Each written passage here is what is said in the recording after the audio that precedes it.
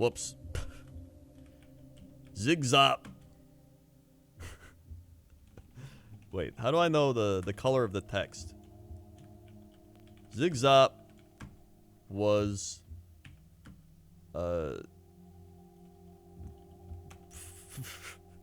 what was Zigzop?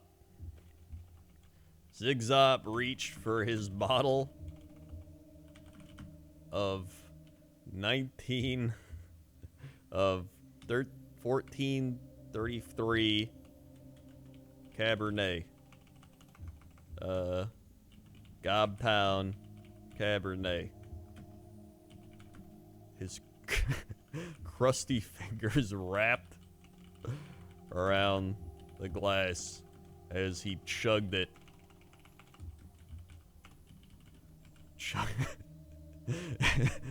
As he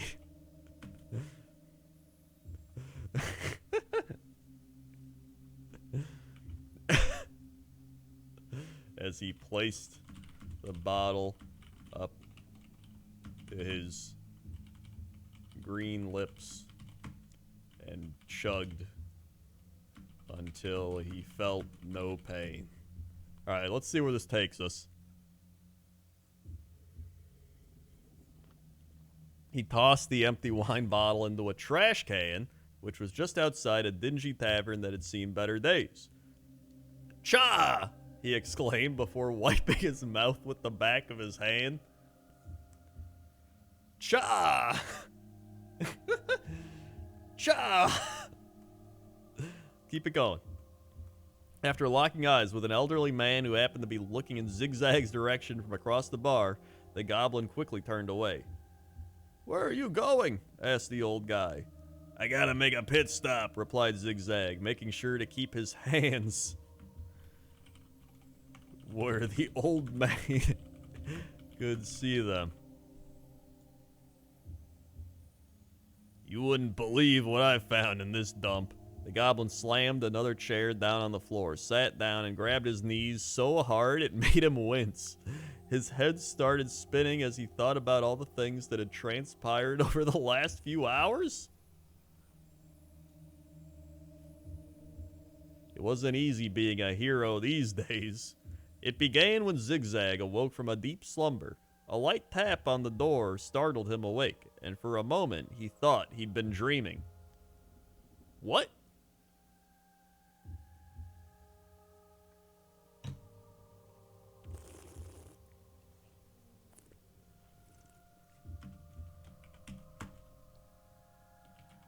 In fact, he had been dreaming. Well, about everything but the wine. Numerous wine bottles were scattered around his bedside. They looked like they'd been there for weeks, maybe even months, but something told him that wasn't the case. There was only one explanation for why he was still alive. The goblin rubbed his eyes and glanced at his alarm clock. Oh no, yeah, give me something new. He must have passed out after drinking himself into oblivion. There we go. Zigzag stood up, groaning as he adjusted his robe. To be honest, he hadn't worn anything other than his robe since he became a goblin. Now, and even now, he wore it as if it were some sort of armor or uniform. This was how goblins dressed. When Zigzag put on the robe in the morning, he always said a quick prayer to Gobson before putting it on. Dear Gobson, thank you for this beautiful day. Thank you for your blessings of alcohol and allowing me to get drunk to forget about my problems and commitments in life. Amen. Gobson must have been very, very busy because he never seemed to hear Zigzag's prayers. Instead, he often received a slap upside the head when he would return home in the evening, barely able to stand. What? Okay, hold on. Keep it going. The thing was, he didn't really know where he lived anymore. The last place he remembered having a home was right here in the city of Gobtown. This was the first time he'd ever stepped foot inside the city limits. This city was a dump. It smelled terrible. The people were rude, and it took him forever to find a tavern that actually served good wine. Dude, I feel that. But he did find one. It was called the Barrels of Wine, and it had a sign on its front door that read, Tasting Row.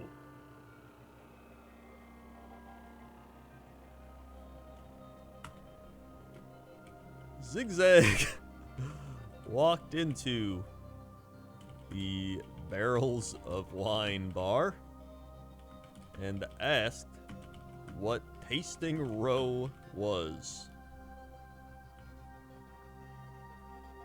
The bartender explained that it meant try before you buy. That sounded good enough for him. The Goblin had a taste for fine wines and wanted to try the best ones before buying any. The tasting room was small. Yeah, the letters must have fallen off or something. The tasting room was small? Hold on, now get rid of that. Give me something here. He ordered a nice bottle of red wine from the bartender. The man asked, "Are you sure you don't want to drink at the bar instead? You're not allowed to bring your own alcoholic beverages into the tasting room." Zigzag didn't care. He slammed his drink down, chugging it,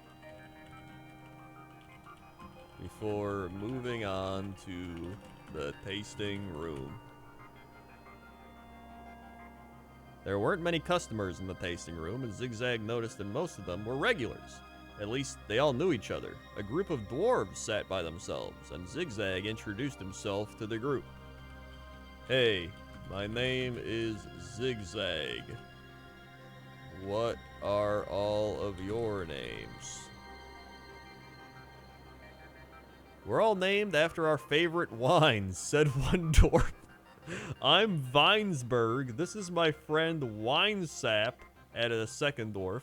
"This is my brother Bordeaux." Dude, this is an amazing story.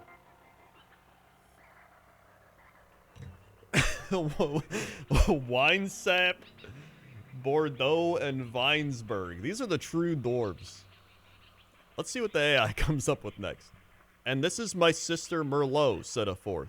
"I prefer dry reds," said Vinesburg. "Vineyard whites," said Winesap. "Bordeaux," said Bordeaux. "I knew Bordeaux would like Bordeaux," said Zigzag. The dwarves all laughed as the Goblin chugged down his next drink. He downed a few more in rapid succession until he couldn't feel his legs. "Oh, hey, I know you." Uh-oh. Vinesburg sounded like a shitty town in the middle of nowhere, Pennsylvania. It really does. "Oh, hey, I know you. That's the little gnome who was crying on the street corner yesterday." "No, that isn't me," said Zigzag. "Yes, it is," insisted the Zorf. The Zorf? The dwarf? The dwarf? Alright, listen. It was me, but I was crying for a good reason. "What's your name again?" asked the dwarf. "I'm Zigzag." "Well, Zigzag, I think we've got some unfinished business to take care of. Come with us and we'll show you exactly what we mean." Okay. Zigzag followed the dwarves out of the tavern and onto the streets of Gobtown. He was glad to have an army of dwarves behind him. He would have felt much less comfortable walking around this town alone. Okay. The dwarf who had recognized them led the way, and Zigzag soon realized that the entire group of dwarves was dressed in formal attire. They were headed to a fancy party at the mayor's mansion. "Why are you wearing such nice clothes?" Because we're going to a fancy party at the mayor's house," replied the dwarf. Zigzag wondered if he should change into his robe, or change his robe into a tuxedo. As a goblin, he wasn't used to dressing up in nice clothing. He was actually covered in mud and filth. He tried to remember the last time he'd taken a bath, but couldn't recall. The dwarf continued to lead the way as the group made their way through the city. They eventually came to a large building surrounded by a thick wall. "That's the mayor's mansion," explained the dwarf. "Is the mayor a good guy?" asked Zigzag. "I can't say I've met him." What? They approached the front entrance, and the dwarf knocked on the door. A few moments later, a young man opened the door and let the dwarves inside. Let the dwarves and Goblin inside.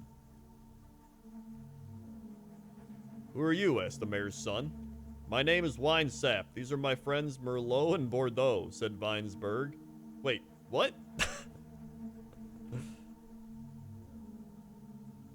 Hold on, we gotta rewind. "My name's Vinesburg. This is my brother Winesap and my sister Merlot," said the dwarf. "I'm the mayor's son, Bordeaux," added the dwarf.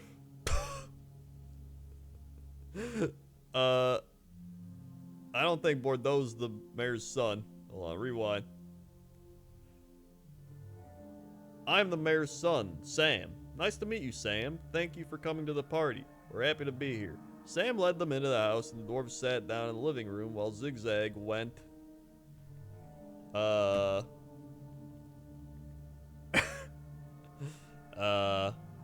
into the bathroom.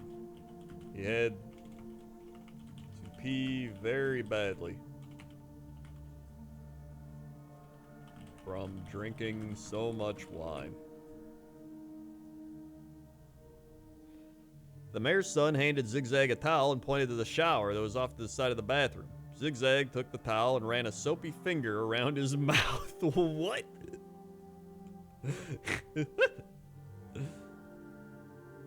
I just picture him like the Joker, just like, "Batman, I'm Zigzag." I don't think I've ever been in a fancy house like this before. There are about 75 bathrooms in the house. Wow! The mayor has a lot of guests. That makes sense. That's a lot of bathrooms, though. By the way, who is the mayor? He's the mayor of Gobtown.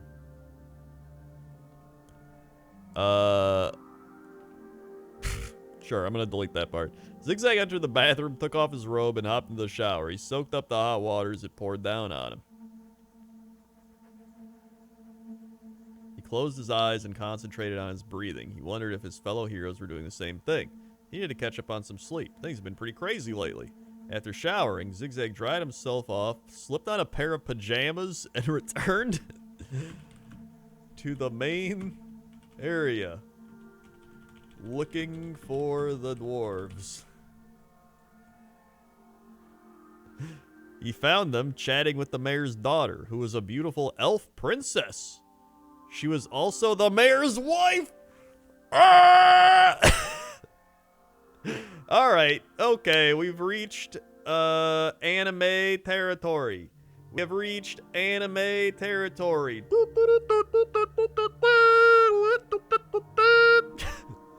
Okay.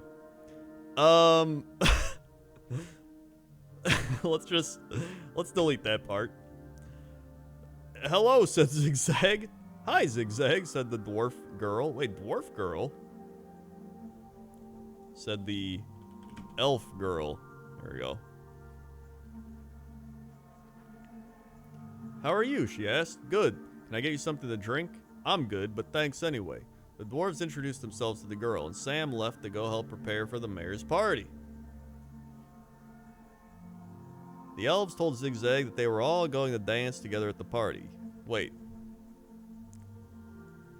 The dwarves... Whoops. Told Zigzag they were all going to dance together at the party. He didn't care too much about dancing, but he felt bad interrupting them, so he excused himself and headed upstairs to his room. Zigzag took a seat on the bed, took out his phone, and dialed a number? Zigzag's got a phone? He waited patiently on hold, listening to elevator music. Finally, someone answered on the other end of the line. I gotta see where this is going. Yeah, it's me, Zigzag. Listen, I've had an idea. Okay? I need you to send me a big bottle of that Gobtown Cabernet. Hold on.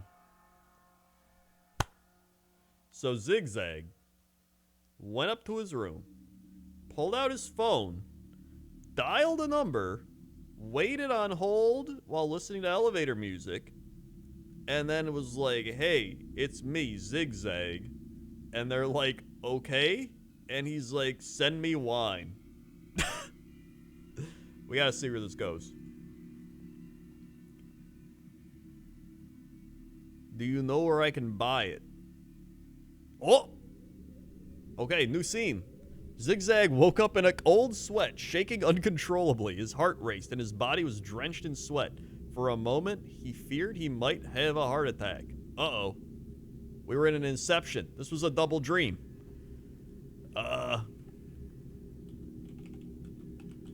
Deep breathing. Zigzag, remember, deep breathing. He thought to himself.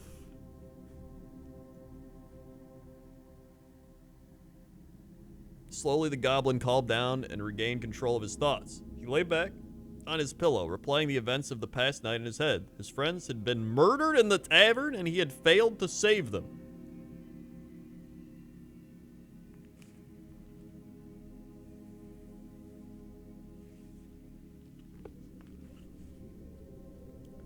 Okay. What was he gonna do now? His mind drifted back to the barrels of wine. The dwarves had invited him to hang out with them, so he had decided to join in on the fun? Wait, are we dreaming or is this real?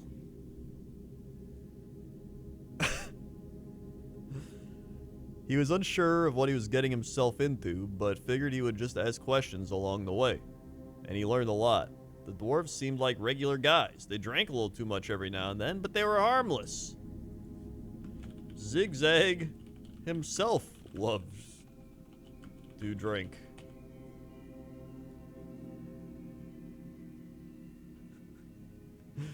He often drank himself into oblivion, but he never got violent or lost control.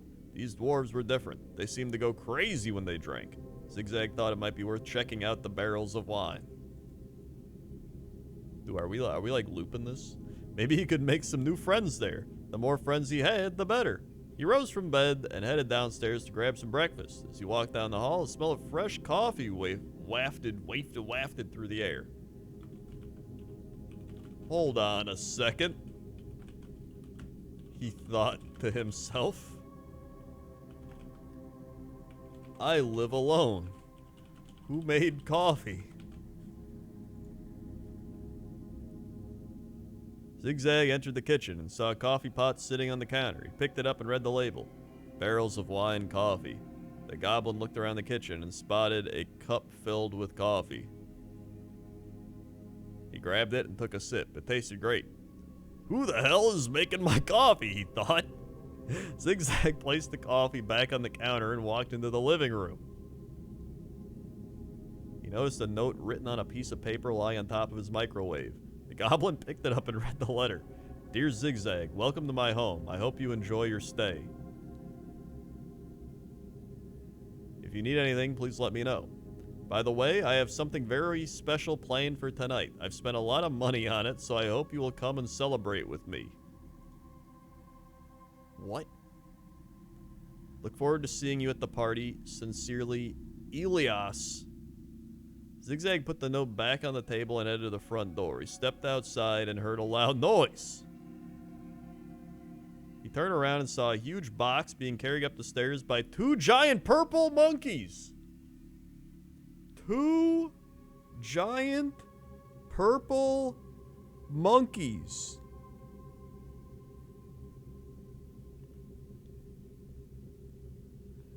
What the heck is that? Asked Zigzag. He watched as the two large apes carried the box into his bedroom. The gorilla who had given him coffee stood guard by the door, blocking any attempts at escape. Zigzag tried to open the front door, but it wouldn't budge. I guess I'm stuck here for the night, he mumbled. Zigzag sat down in his bed and took another sip of the delicious coffee. He couldn't believe it was already morning. He hadn't slept at all last night. Now he's what? Delete that.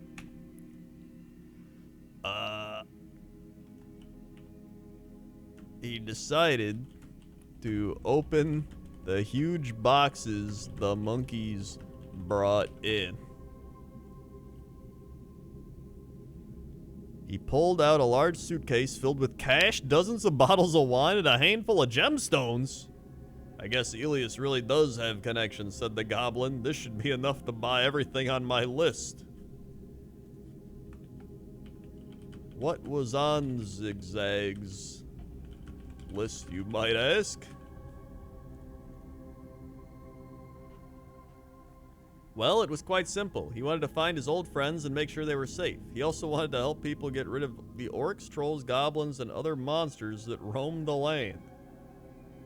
Lastly, he wanted to do something good for the world. He knew he was powerful. Perhaps he could use his powers to protect others. Zigzag finished sipping his coffee and fell asleep on his bed. He dreamed about the tavern and the terrible things that happened there. He dreamt about his friends and how they died. He dreamt about his quest to save the world, and he dreamed about Elias. The Goblin had no idea why he kept dreaming about the strange man, but he was beginning to suspect that Elias was playing a role in all of this. Zigzag awoke from the slumber and stretched out his arms. Elias might be evil, he thought to himself. Elias is keeping me here. He put on a pair of jeans and a black button-down shirt and headed downstairs. He grabbed his jacket and headed downstairs. He passed the monkeys carrying the huge box into the room, but they paid him no attention. That doesn't make sense. Hold on. Cancel it. As he approached the front door, the ape guarding entrance blocked his way. Let me out of here, demanded Zigzag. The ape held out his arms as if asking for a hug. The ape held his arms out, asking for a hug. Are you coming to the party? Zigzag shook his head. No, I'm not. Well, then you're not going anywhere, said the ape. You can't keep me here. Uh-oh, this is going to get crazy. The ape approached the Goblin and wrapped its arms around him. It pulled him in tight and whispered in his ear. I'm sorry, but I'm afraid I can't let you leave. The ape lifted the Goblin into the air and carried him away into the mayor's mansion. The dwarf's son, Sam, saw the exchange and followed the ape inside. Where are you taking him? Wait, the dwarf's... Hold on, the mayor's son, Sam, there we go. To the party. Sam ran after the ape and soon caught up with it. Sam grabbed the ape by the arm and pulled it over to the mayor's son. Wait. Grab the ape by the arm. Okay, that was making sense. Here we go. I'm going to have to ask you to release him, said Sam. Sorry, dude, said the ape. It's company policy. Elias smiled and waved Sam away. Is Elias the mayor? The ape threw the Goblin into one of the rooms upstairs and shut the door behind him. Sam pounded on the door, but it wouldn't budge. After giving up, he went downstairs to help prepare for the mayor's party. Wait, what?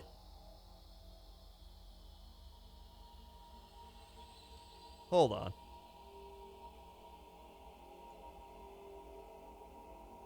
Hold on. Restart this. Zigzag laid on the floor exhausted from the ordeal. Come on, Zigzag. We've got a long day ahead of us, said Sam. We still have to get ready for... What the... Alright, struggling here. His stomach growled loudly as he pounded pondered what was going to happen next. A few hours later, Zigzag heard the sound of a door opening. He turned to see Elias walking into the room. All right, here we go. He was dressed differently than he had been earlier in the day. Now he wore a white tuxedo with a red bow tie. He had a long cigarette hanging from his mouth and a glass of scotch in his hand.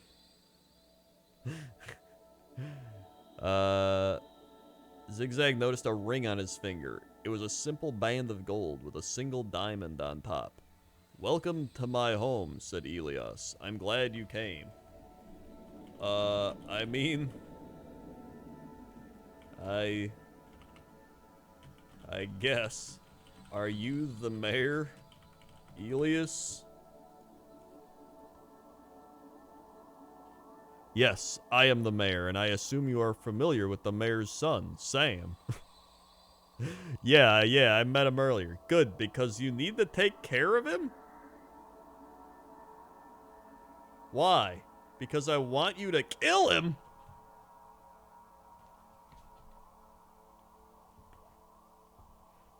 I don't understand, Elias. I want you to kill Sam. I plan on sending him to hell when we get back. Gonna send him to hell?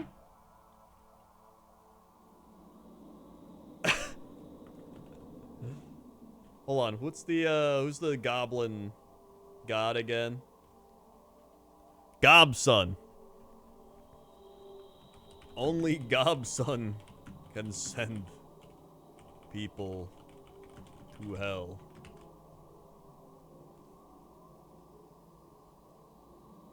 Not anymore. You see, I have a special way of making a deal. One of us has to die, but if I win, I get to send both of you to hell. That doesn't sound fair. Oh, trust me, I have plans for you. I just need Sam dead first. I think you're perfect for the job. Me? Yes, you. You've always wanted to kill humans, haven't you? Yeah, I guess so, said Zigzag. Dude, this is Skagzag's, like, lore right here. Savoring this with the 9 months memes. 1, 2, 3, 4, 5, 6, 7, 8, 9. Sweet. Save the 9 months. Excellent. I have a sword that once was owned by the legendary warrior King Arthur.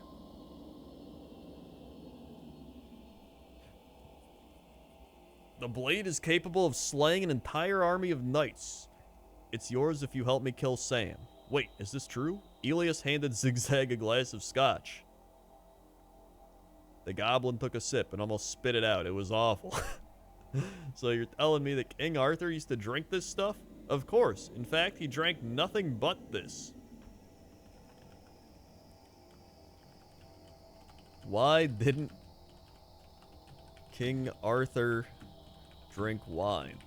It's far superior. Elias laughed. Didn't you know? This is the only thing that can kill an orc, troll, or ogre. It's lethal to everyone except goblins. What the hell is an ogre? An ogre is a large green monster with sharp teeth and claws. They live in the forest and they like to eat goblins. They sound tasty, said Zigzag. See? That's what I'm talking about. You're already enjoying yourself. I can't believe you want me to kill Sam. Don't worry, I'll give you plenty of time to prepare. You said last time and... Wait, you said that last time and still don't know what you're planning? I have a surprise for you, said Elias. One that will change your life forever. Your words sound suspiciously like something someone else would say, said Zigzag. Uh-oh. No, my friend. I promise that this will be the greatest night of your life. Sounds like a line from a bad movie, said Zigzag. Trust me, it's real. What could Elias possibly have in store for Zigzag? That's a great question. If I do this, you must promise me that you won't kill me and that I get a bunch of wine and this sword, said Zigzag.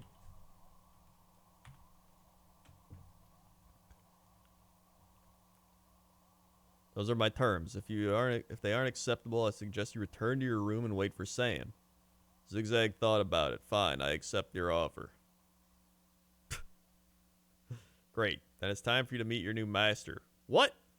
Elias led the goblin downstairs, where he saw a group of dwarves waiting for him. They all had beards. They were dressed in tuxedos with red bow ties.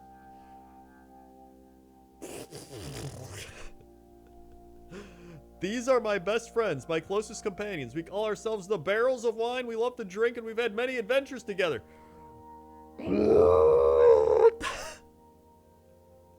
Dude.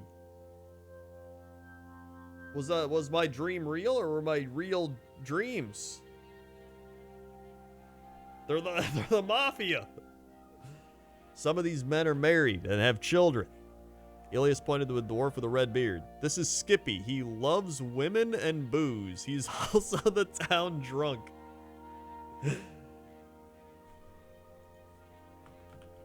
Nice to meet you, Skippy. Said Zigzag. Skippy slapped his belly and laughed. Hey, I'm a happy drunk. So you gonna drink with me tonight? Sure, sounds good to me, replied Zigzag. Then follow me. The group followed Elias down a flight of stairs, through several halls, and into a massive ballroom. There were hundreds of people standing around, drinking, dancing, socializing. A band was playing music, and an orchestra was performing a concert. It seemed everyone was having a good time. What the hell's going on here? You'll see, said Elias. The mayor's son, Sam, saw Elias approaching. He stood up from his chair, walked over to him, and put his hand on the goblin's shoulder. Come on, kid. Hold on, let's see what it does. Let's go dance. Not now, Sam, I have other plans. You promised you'd join me, and I'm not leaving until you do. Then you'll have to kill me? Wait. Oh, God. Elias sends his regards, said Zigzag, stabbing Sam in the heart with a sharp, tiny dagger. Sam collapsed on the floor, gasping for air. Everyone turned to look at Zigzag, and he quickly hid the weapon in his pocket. Damn, that was close, exclaimed Skippy. Dude, Skippy, just keep drinking, alright? Shut up. Alright? I never thought you had it in you. What did you do that for? Asked Sam. I told Elias that I'd kill you if he forced me to do anything against my will. What? You're just trying to avoid a date with me? Alright, none of this lines up. Hold on. Sam, dying on the floor. Okay. My dad will kill you now. Relax, kid. My friends and I are here to protect you. Protect me? Wait, what? Your dad is the one that made me do it, said Zigzag. Alright, there we go. Shit! Shouted Sam. I'm so sorry, Mr. Mayor. Mayor Mudge rushed over to the fallen Sam and helped him back to his seat. He turned to Zigzag. Wait, what? Mayor Mudge? Who the hell is Mayor Mudge? And who might you be? I'm the goblin that killed your son, said Zigzag. The mayor sat back down and looked around the room. Where's the rest of your gang?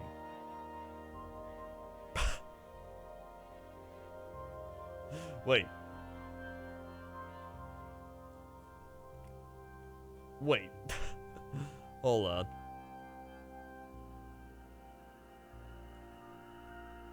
Wait. Is Elias not the mayor?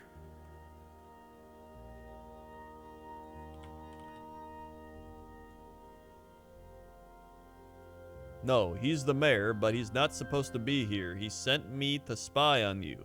Spy on me? What the hell's he think I'm gonna do? Maybe he thinks he'll try to kill him, suggested Mayor Mudge. No way, I just killed his son, and he's probably got a bunch of guards to protect him.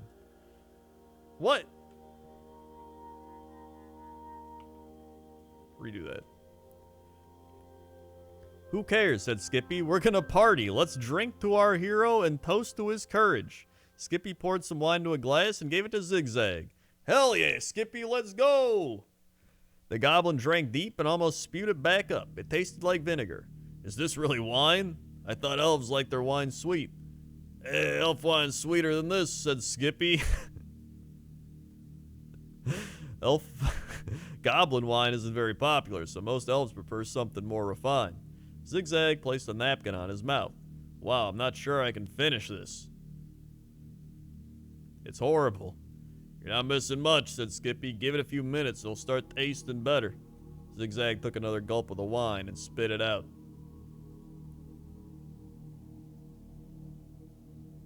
What the hell's wrong with you, asked Skippy. This tastes like crap, said Zigzag. I'm sorry, said Elias. I didn't realize you preferred elf wine. Elias, your son is dead, is dying, and you just care about wine? Forgive me, my friend, but I have bigger problems than that right now. Perhaps we can talk more about this later. Yeah, maybe we can, but I'm done with this crap, said Zigzag. He stood up from his chair and walked towards the exit. Elias approached him. I need you to stay, Zigzag. Please, you're the only one that can kill Sam. I literally just stabbed Sam in the heart. What else do you want me to do? You're not listening, said Elias. You can't kill Sam. You have to trick him into killing himself. If you don't, he'll tell my father everything. He'll blow the whole thing sky high.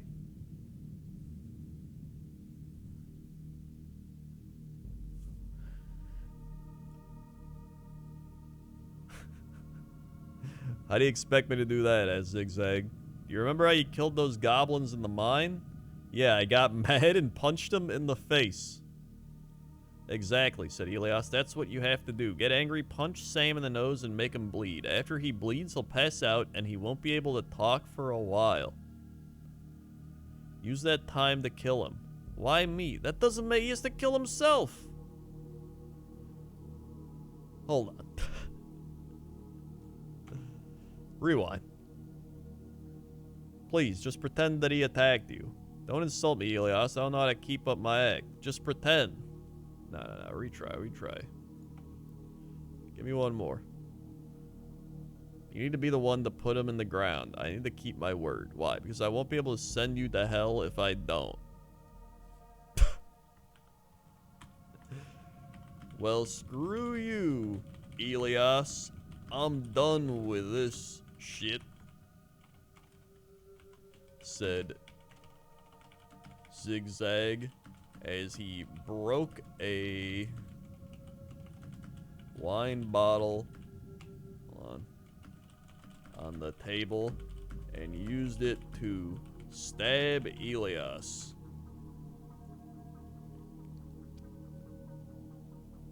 The mayor fell to the floor, clutching his chest. What are you doing? Yelled Sam. You're not my master anymore, Elias. Now it is time for me to decide who should be your master.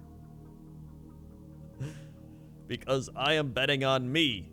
Zigzag picked up a silver chalice from the table and smashed it over Elias's head. The mayor's body lay on the floor lifeless. Alright. You killed him, screamed Sam. You're the worst killer ever. Skippy grabbed a sword from a nearby table and ran over to Zigzag. The goblin jumped out of the way and Skippy stabbed himself in the stomach instead. Skippy, what are you doing? You asshole, yelled Zigzag, grabbing the sword from Skippy. I should have known you were always trying to kill yourself. Kill yourself? No, that's not true, said Skippy. That's not why I did it? Zigzag pulled out the sword and examined the blade. The hilt was engraved with the name, King Arthur. I knew you were lying. How could you betray me, said Zigzag. It wasn't me, it was Elias. He told me everything. He tricked you. He what? You have to kill me now, Zigzag. Otherwise, it'll be too late. Too late for what? Do you know who King Arthur is? I'm not surprised. I'm sure you don't remember. I don't understand. All kings have a special sword, and mine was passed down from King Arthur to my father, and then to me. Only I am allowed to wield it, or else I would die. Hold on. That doesn't make any sense. Why would anyone give a sword to someone whose only job is to kill? Because when I use the sword to slay an enemy, that person is taken to hell, where they are forced to serve King Arthur forever? King Arthur's the devil? What? King Arthur is the devil? That's right, and Sam is going to take me to hell unless you kill him. But I just murdered him, said Zigzag. How do I make it up to the devil? You don't. You just need to kill Sam, because if you don't, he'll keep sending him back here, and eventually there will be a demon king in town. You have to kill Sam now. I just did. I just killed Sam. Now what?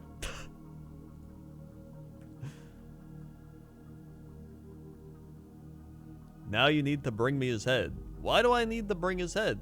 So the devil can recognize me. Once he knows who I am, he'll tell you how to find the rest of his army.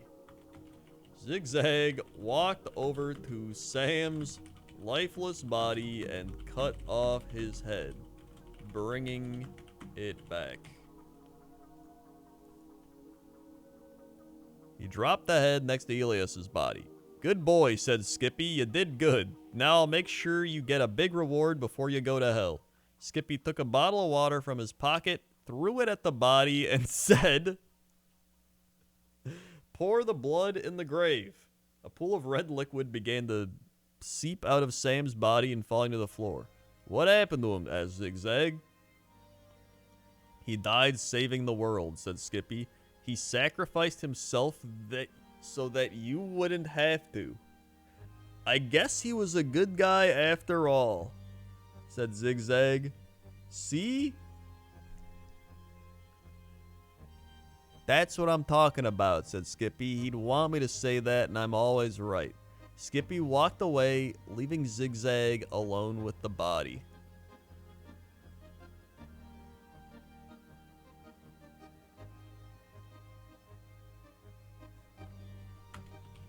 Zigzag sat down on the floor and began to drink more alcohol.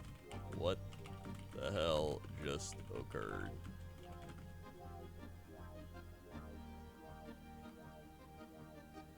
How do I spell occurred? Happened. Why did he try to trick him? If anything, you should thank him for killing Elias so he could escape. I guess I owe him one, even though he tried to kill me. The next morning, Zigzag woke up in bed. He'd been drinking all night. His head felt like it weighed 1,000 pounds and his eyes hurt from crying. All he wanted to do was sleep, but he had to meet his master, King Arthur, at the castle in hell. He walked outside and saw his horse tied up in front of the house. He remembered riding it last night, but couldn't seem to recall how he got home. He reached out to touch his horse and found himself entangled in ropes. Someone had tied him up and left him for dead. Zigzag looked around but saw nobody. There were no footprints in the snow nor any signs of anyone passing by. Zigzag then froze to death in the snow. The end.